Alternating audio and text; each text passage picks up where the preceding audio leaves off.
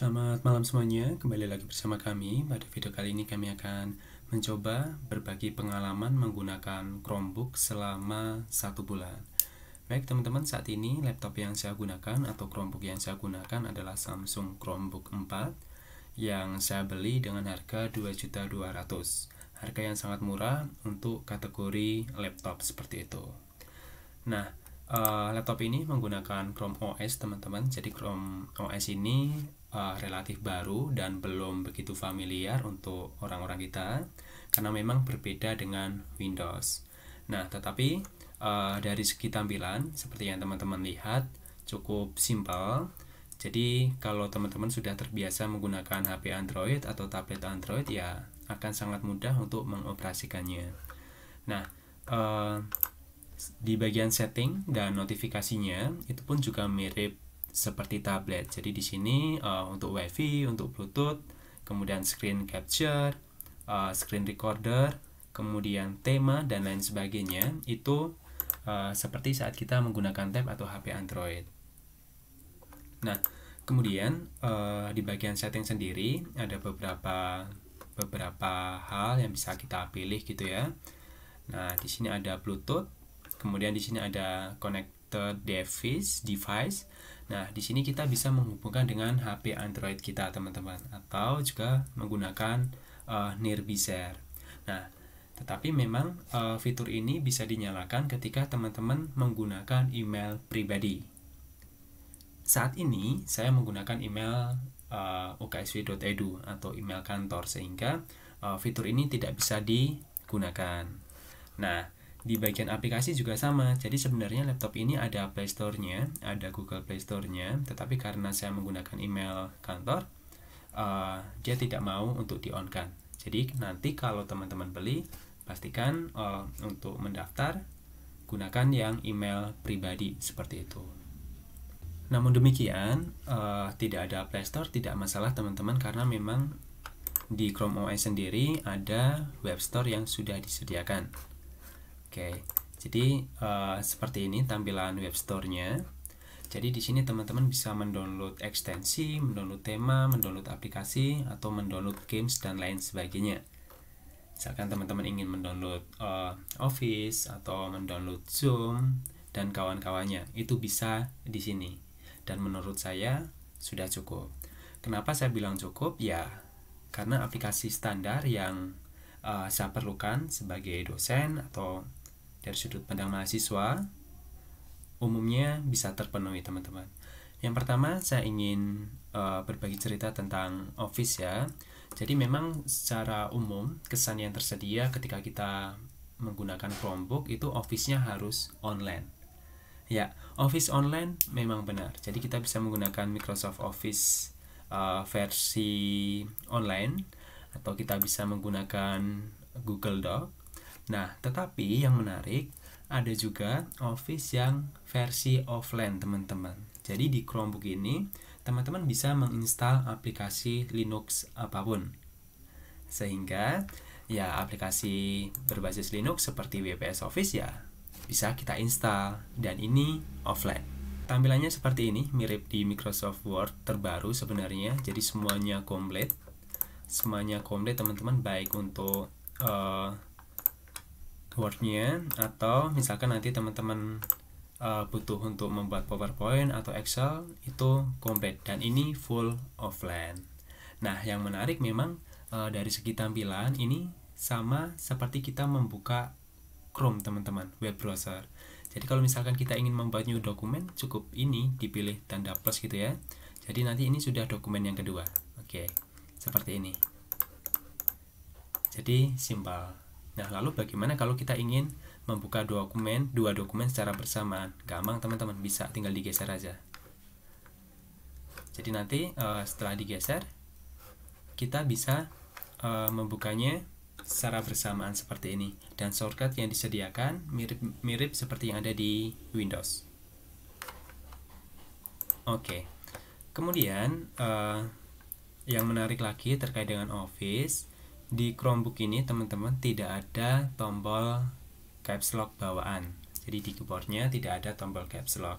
Nah, tetapi kalau teman-teman misalkan ingin membuat huruf besar semua, masih bisa. Jadi untuk menyalakan caps lock, teman-teman tinggal pilih tombol Shift dan Alt. Dan nanti di sini sudah ada penjelasan bahwa caps lock-nya itu on. Jadi sekarang kalau teman-teman ketik gitu ya, ya sudah huruf kapital semua. Untuk meng-off-kannya sama tombol Shift sama Alt. Dan ini sudah kembali. Oke. Jadi dari Office menurut saya tidak ada masalah, semua bisa. Printer, bagaimana dengan printer? Ya, kita bisa langsung nge-print teman-teman, dan yang menarik itu kita tidak perlu install driver.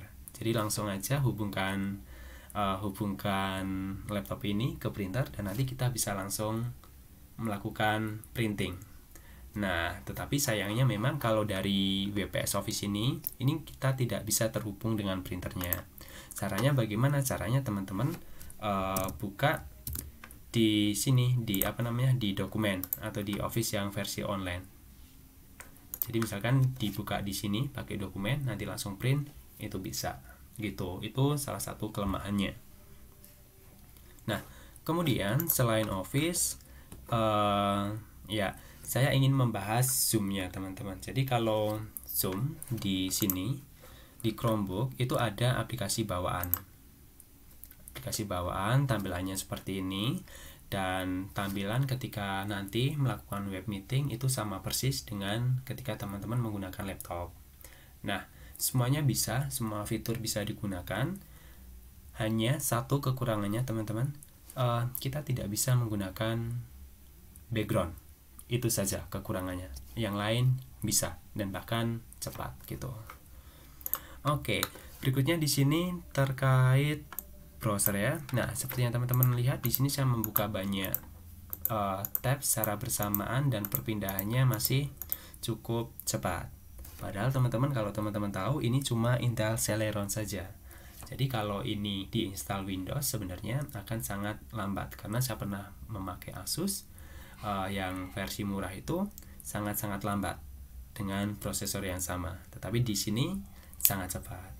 Nah, kemudian keunggulan berikutnya menurut saya itu ada di baterainya teman-teman.